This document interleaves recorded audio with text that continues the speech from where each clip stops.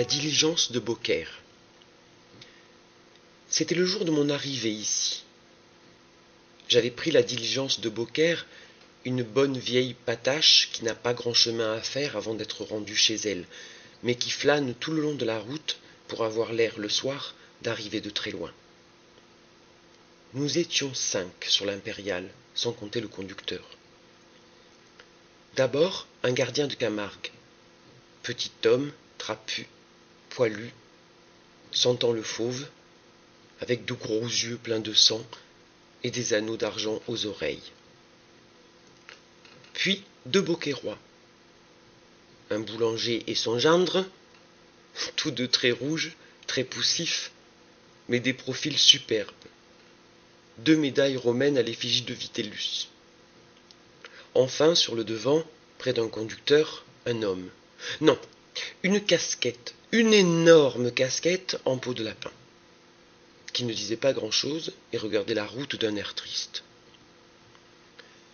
Tous ces gens-là se connaissaient entre eux et parlaient tout haut de leurs affaires très librement. Le Camarguais racontait qu'il venait de Nîmes, mandé par le juge d'instruction pour un coup de foudre donné à un berger. On a le sang vif en Camargue. Et à Beaucaire donc. Est-ce que nos 2 Beaucairois ne voulaient pas s'égorger à propos de la Sainte Vierge ?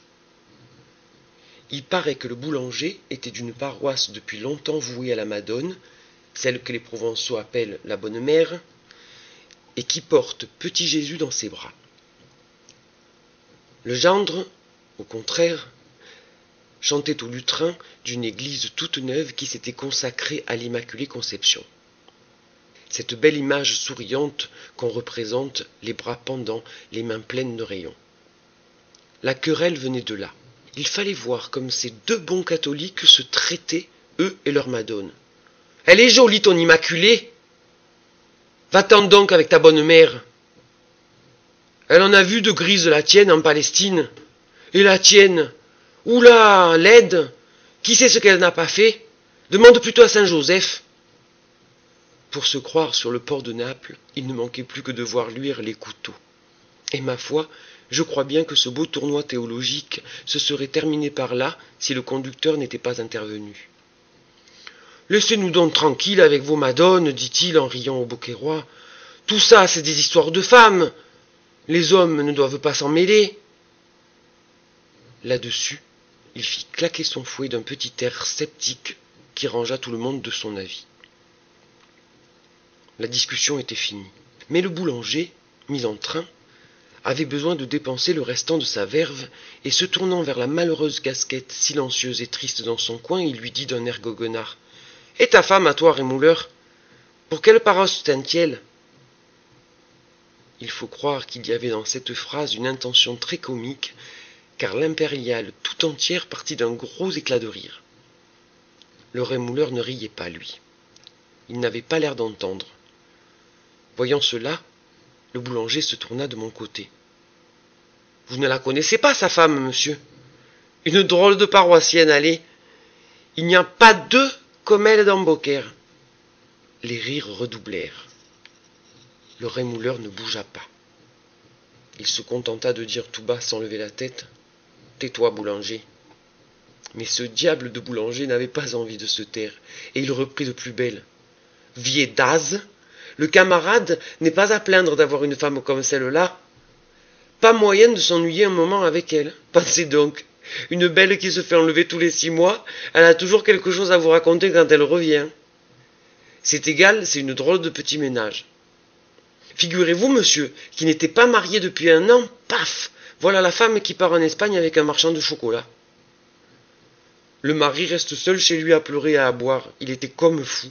Au bout de quelque temps, la belle est revenue dans le pays, habillée en espagnol, avec un petit tambour à grelots. Nous lui disions tous : « Cache-toi, il va te tuer. » Ah ben oui, l'a tué. Ils se sont remis ensemble bien tranquillement, et elle lui a appris à jouer du tambour de basque. Il eut une nouvelle explosion de rire. Dans son coin, sans lever la tête, le rémouleur murmura encore : « Tais-toi, boulanger. »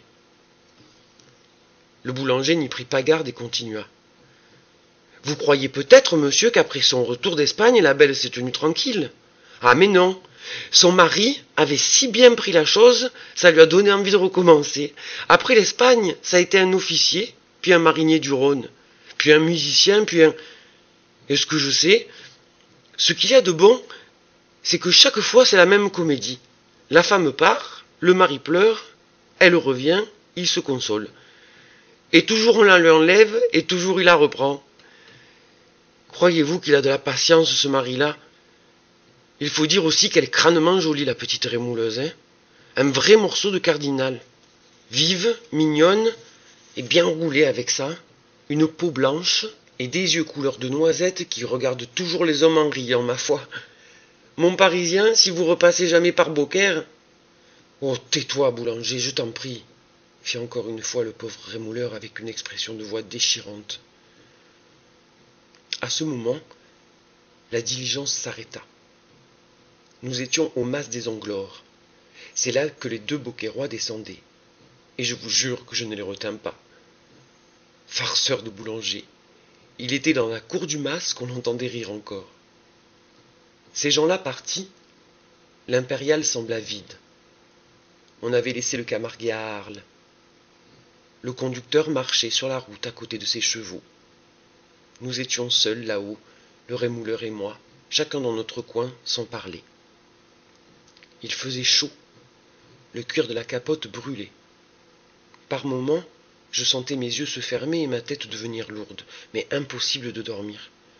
J'avais toujours dans les oreilles ce « Tais-toi, je t'en prie », si navrant et si doux. Ni lui non plus, le pauvre homme, il ne dormait pas. De derrière, je voyais ses grosses épaules frissonner et sa main, une longue main blafarde et bête, tremblait sur le dos de la banquette comme une main de vieux. Il pleurait. « Vous voilà chez vous, Parisien !» me cria tout à coup le conducteur.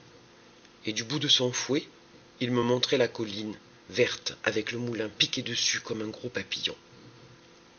Je m'empressai de descendre. En passant près du rémouleur, j'essayai de regarder sous sa casquette. J'aurais voulu le voir avant de partir.